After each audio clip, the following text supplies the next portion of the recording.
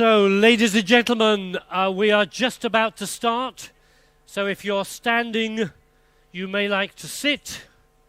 If you're sitting, you may like to just say hello to a stranger whilst we're waiting for everyone to sit. So check you know everyone round your table. It doesn't matter where you sit at the moment. So just make sure you're making connections, feeling the love, and speaking to strangers as we just get our last few people coming into the room.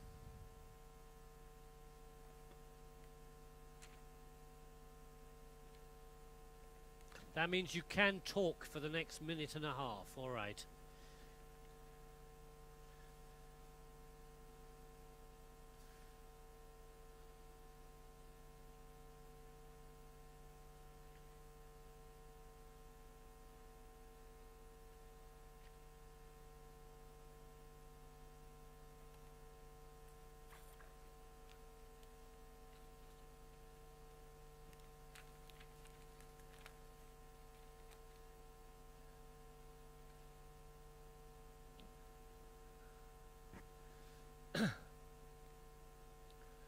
Okay, so time is not our friend, but it's great to have you with us this afternoon for our session 17 Circular SMEs Meet the 17 SDGs.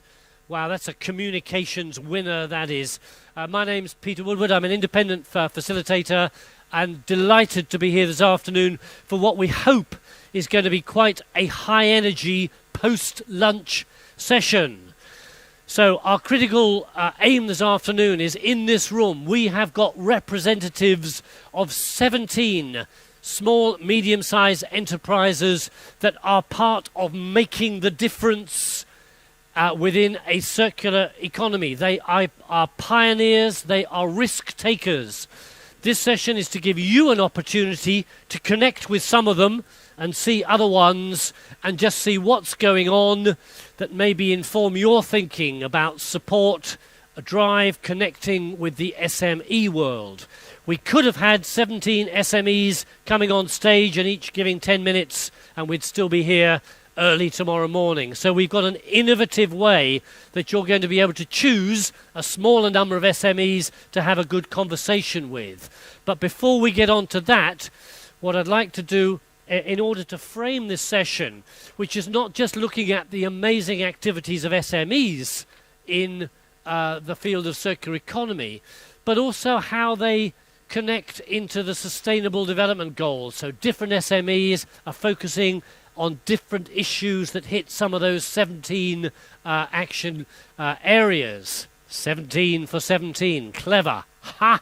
So, that's the plan, to inspire you, to inform you, and help you to think how SMEs work. One final word from me. Clearly, you could spend a day with one SME and have a fascinating time. This is really like speed dating, a chance for you to just get a flavour of some of the extraordinary activity happening with SMEs. In order to just frame this in terms of the significance of this agenda and this session, delighted to welcome to the platform, and I've already lost my notes because I pulled them out. Here we are. Delighted that we're joined by Mr. Ashok Khosla, founder and president of Development Alternatives India, just going to offer us a few thoughts and insights to frame our challenge of how we enable SMEs to be the change towards a circular economy. So welcome to the platform, Mr. Ashok Khosla. Would you like to? Yeah. Thank you, Peter. What I'm going to share with you is an experience over the last 30 years where I've been setting up SMEs in significant numbers. My own SMEs that my own organization has set up, probably run into the dozens, but we've caused more than 4,000 SMEs in India to become, in varying degrees, profitable and contributing to the goals of sustainable development. We got 17 SMEs, as you've just heard, and I'm going to be really focusing on about 6 or 8 of them. The number 2, doing with poverty and hunger, the clean water and sanitation, WASH, affordable energy, varieties of other issues that affect the poor, the forgotten, the people who got left behind. So these SMEs are usually in the countryside, far away from normal habitations of cities and towns. And these are SMEs that produce products and services which we call basic needs and create jobs, create large numbers of livelihoods. So here's a woman. This is a typical picture of a person living in a remote area of central India. And, you know, she's in that picture, pretty well all her possessions in that picture. The whole of her world, in a sense, is in that picture. And she has a right to ask, what is my country doing for me? And here's one of the other kinds of people that I keep running into. And another potentially productive member of society, excluded from being able to contribute. How do we know that this little girl couldn't have become a Marie Curie? How do we know that the deprivation that is in most of the third world, we're talking about 3.5 billion people, pretty well left behind. They're living in a vicious cycle. It's a kind of a permanent trap of poverty, no markets, resource destruction, but large families, no income, back to more poverty. The way my organization, Development Alternatives, went for this was to find a systemic solution, a solution that could help basically the people, the planet, and the economy, and to do so at scale and at speed. It means that we've got to do innovative stuff. It has to be market-based because neither governments nor NGOs nor private sector are really geared to the kinds of things that we're doing. Some can't do the scale, some can't do the market-based issues. And what we're trying to do is to bootstrap the village economy by building skills, using local resources, and fulfilling not just housing, clothes, food, and water, but aspirational basic needs. These are all people who have seen television. Many of them have cell phones. They do know what's going on in the rest of the world. And we've got to develop industries and products and services that meet their aspirations in the 21st century. This is a little picture of the headquarters of my organization. It's in South Delhi. Now, this building, in a sense, symbolizes what we aspire to. It's got less than 30% virgin material in it.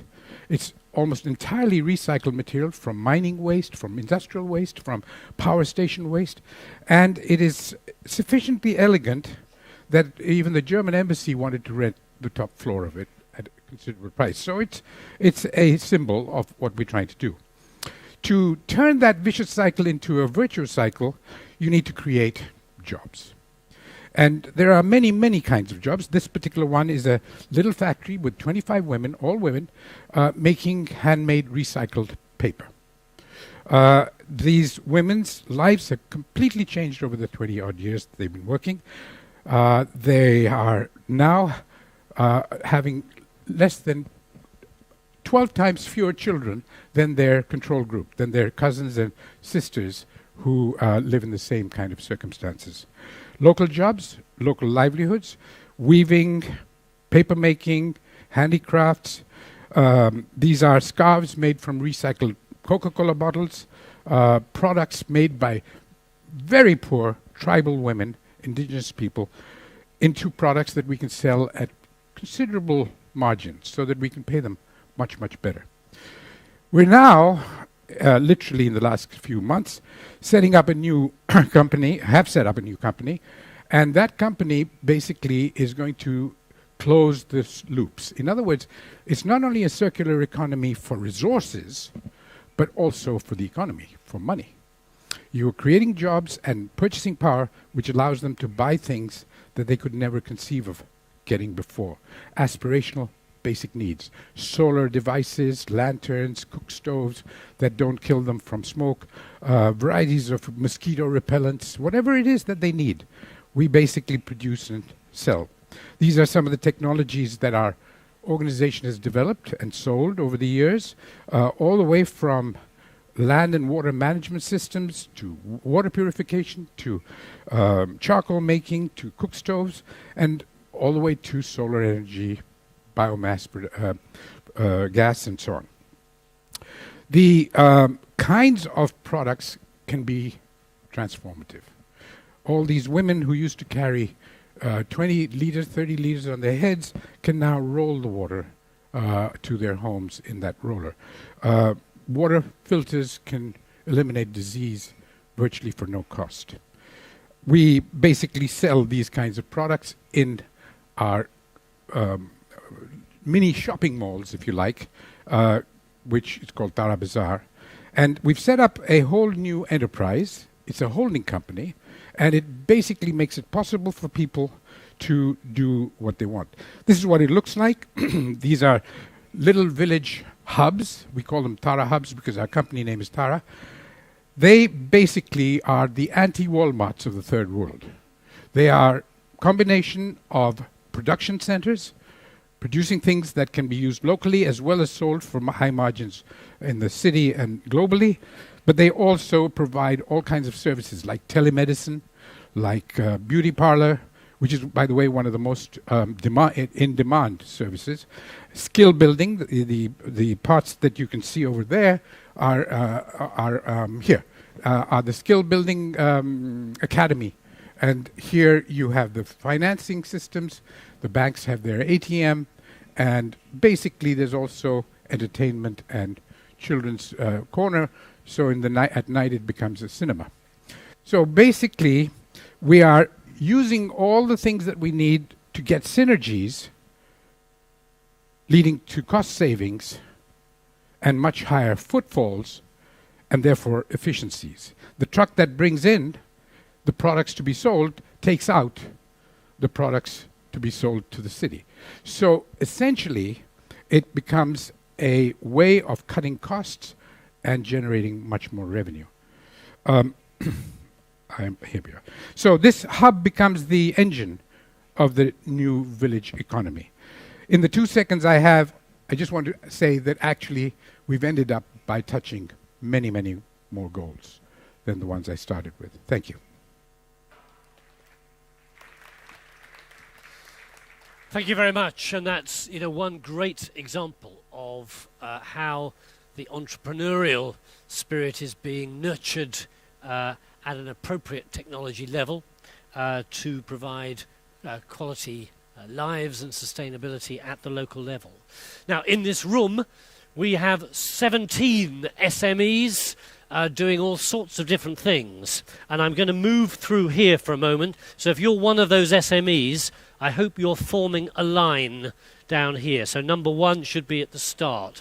So all the SMEs, make your way at high speed down there. Come down. So now the plan is this. Wow, we've got more people. Help. Fantastic.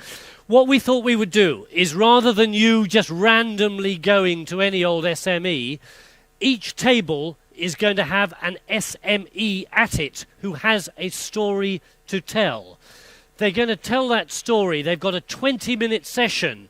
They're going to tell that story for 10 minutes around the table, and you're going to have 10 minutes to then ask questions, okay? Total of 20 minutes. You're then going to go to another SME, and you're going to hear their story.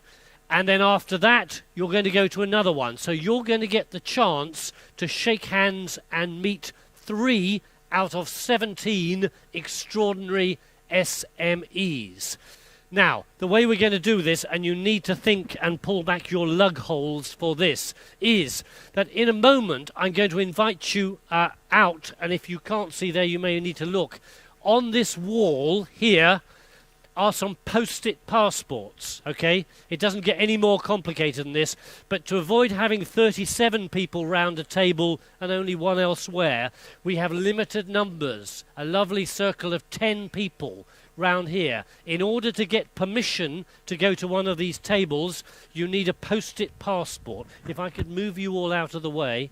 That's right, keep going. So many SMEs, back! So, basically what will happen, in a moment, each of the SMEs is going to pitch their SME. They've got 30 seconds where they're going to say, I recycle facilitators into bed springs. And it's a really exciting thing. You should come to me. And they'll say number 1. So you'll get that one. Then number 2 will come and do it. Once you've heard all 17, you may like to be marking down on the back of your wrist, as this is a resource-efficient thing, the numbers that grab you. You think, ooh, I'd quite like that one. Then, after that, you're going to come out, and from this board, you're going to select your post-it passport that gets you to that table. So basically, if I think I like Tail Me, that's fascinating. You're going to come and take a post-it passport. I am now at that session, number 5. Then I think, wow, I just love the name, Let Bake Plast. I want to do that one. So I pick out one, and then finally I say I want plastic. Okay, so I end up with 3 of these coloured post-its. The key thing is they've all got to be a different colour, because if they're all the same colour, after the first round, you will have nowhere to go to, okay? So 3 different colours and 3 different numbers. Otherwise, you're right. You'll end up going to the same one 3 times. And they may start to get suspicious, okay? So the other thing is you can either think, oh, I have to go to this or that or the other. Or you could just say, hey, we're in Finland, it's great. I'll just hold back and I'll go anywhere because it's all part of a life-changing experience. So if you've come halfway round the globe, in a minute you might like to rush out because you've got to go to Enevo. But otherwise the rest of us, let's just see this as a way of going into a rabbit hole and finding something completely different. So there we go. So what I'm going to do now is I'm going to invite our SMEs, and thank you for coming. You don't know the amount of business you're going to get out of this group of people. Well, we don't know. So what we're going to do is stand here. Does this work? Does that work as well? That's lovely. So, number 1, Eco Wool. So here, show us what. You come next to me. So you show us what an amazing less than 30-second pitch is. Hello, you are? Hello. Your name? No, my name is Urjahan. I am the representing the Eco Wool, which is producing sheep wool insulation material. And we are a Mongolian company. And where are you based? In Mongolia. Oh, sorry, Mongolia. Okay, yeah. You said that, didn't you? Okay, so there we are. Exciting. And are you big? Are you growing? Yeah, we are growing. We are start to exporting insulation material to Japanese market for especially a family house. Okay, so if you're interested in that, it's going to be over there. You head in that direction. Eco Wool. Head for your table. Number 2. Vista Remote Sensing in Geosciences, the longest title of an SME here today. Yes, hello. My name is Heike Bach. You know, water is the most prominent cycle on the globe. But what is water most used for? It's for agriculture and for our food supply. So with Vista, with my company, we are focusing on developing services for the water, food, energy nexus. And we do this by using satellite images, which give us big data and add multiphysics model to it when we go into deep data. And that's so our goal is to achieve zero hunger and even with zero emission agriculture. So if you are interested, please join us. And where are you based? In Munich, in Munich. Germany. Okay, thank you very much indeed. Number 2, head for your table. Number 3, Ecor Global.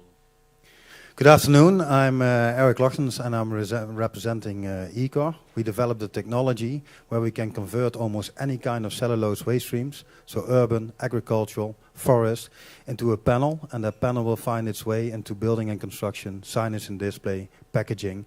We're on the verge of a global commercial rollout. We are seeking opportunities to build factories where we can provide this technology to the world and keep materials in an endless cycle.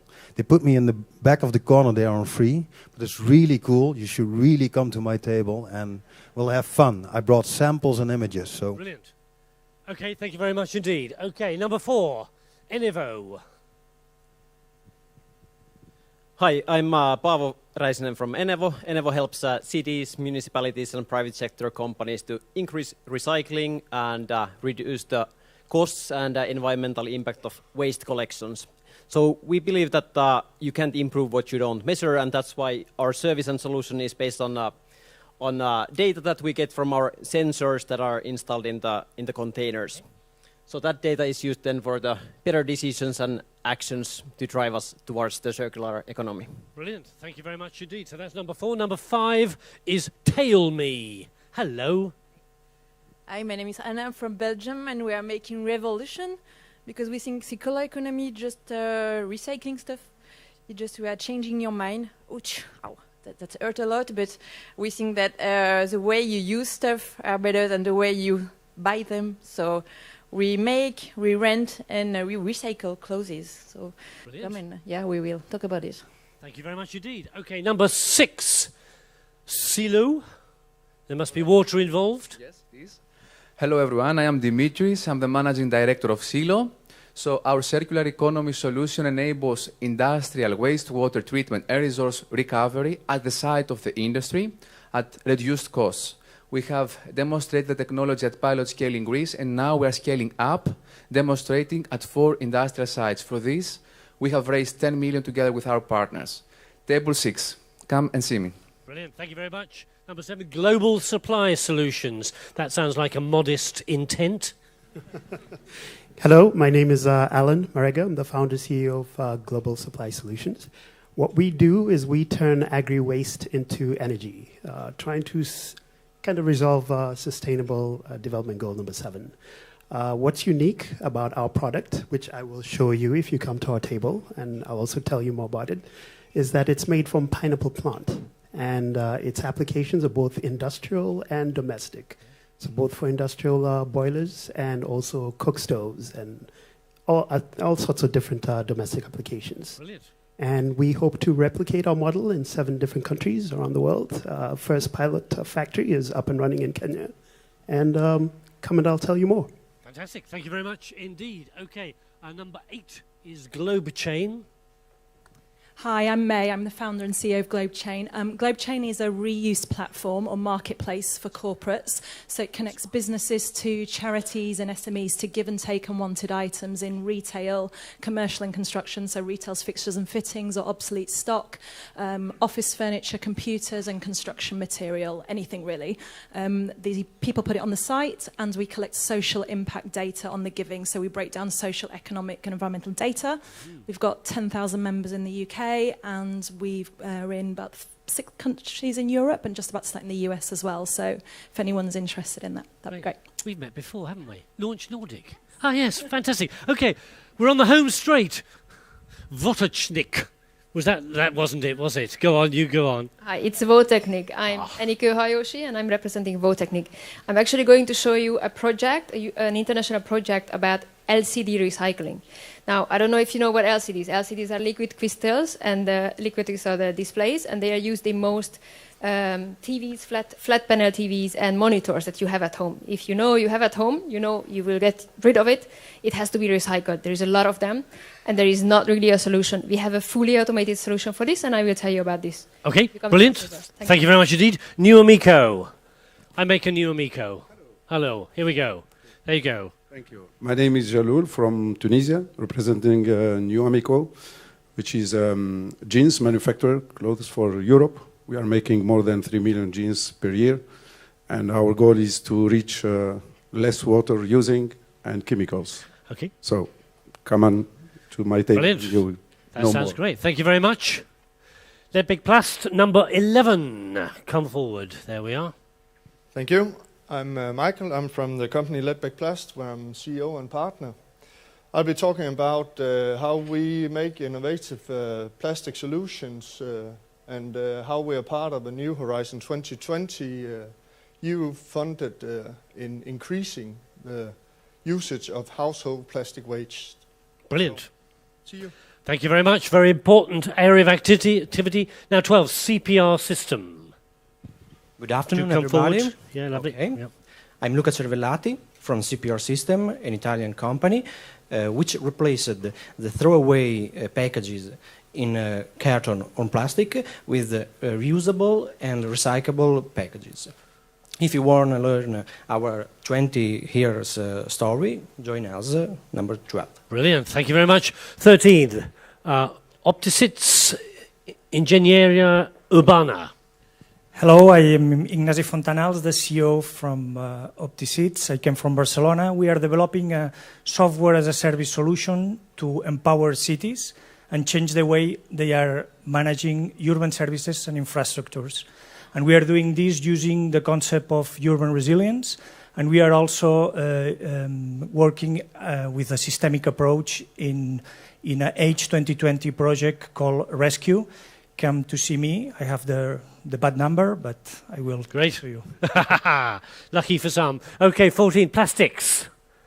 A lot of stuff around the plastics area, which is, I assume. Hello, my name is Hans Axel Christensen, and I am the CEO of a Danish clean tech company transforming waste fishing net trawls and ropes into high-quality raw materials. You hear a lot about the plastification of our oceans, and there's a lot of reports. We actually have now spent the last 4 years building a solution in the northwestern part of Denmark. I'd like to show you samples of how we do in our process and look forward to seeing you at table number 14. Brilliant. Thank you very much indeed. 15, Afrique Cables. Hello. My name is Abdelhamid El Hasham. I represent the Afrique Cable company based in Morocco. That's manufacturing car batteries, and for circular economy, we have invested in modern unit to recycling batteries.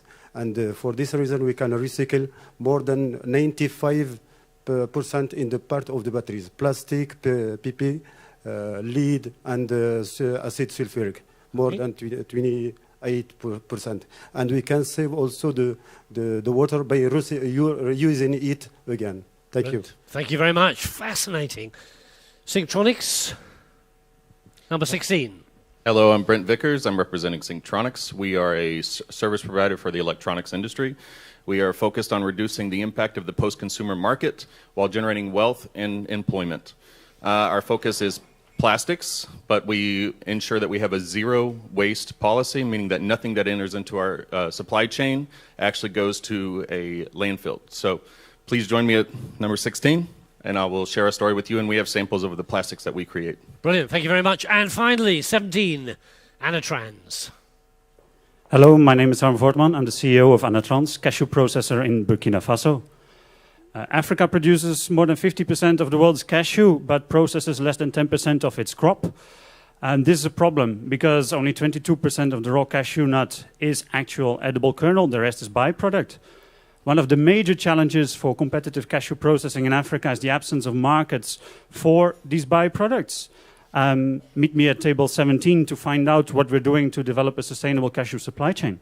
Okay, brilliant. So right at the outset, can we give a round of applause to 17 amazing SMEs? Fantastic. Woo! If you did no more than leave here this afternoon thinking, wow, there's some extraordinary stuff going on, then that is a win. But we're going to give you the opportunity now to connect a little bit more with 3 out of those 17. So I am going to stand clear. Basically, it's 3 of the post-its, 3 different colours, 3 different numbers.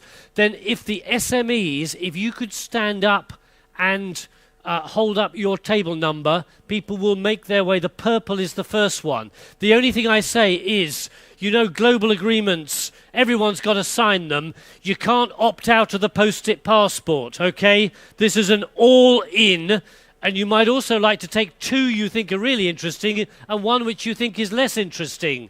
So don't cherry-pick all the best ones. So off you go. Make your way. No fighting.